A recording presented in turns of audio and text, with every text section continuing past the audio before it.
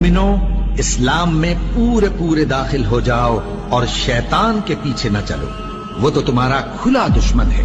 फिर अगर तुम अहकाम रोशन पहुंच जाने के बाद लड़खड़ा जाओ तो जान रखो कि अल्लाह गालिब है, हिकमत वाला है।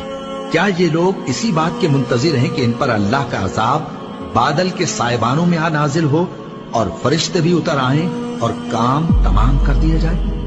और सब कामों का रुजू अल्लाह ही की तरफ है। ऐ पैगंबर, बनी इसराइल से पूछो कि हमने उनको कितनी खुली निशानियां दी। और जो शख्स अल्लाह की नेमत को अपने पास आने के बाद बदल दे तो अल्लाह सख्त अजाब करने वाला है।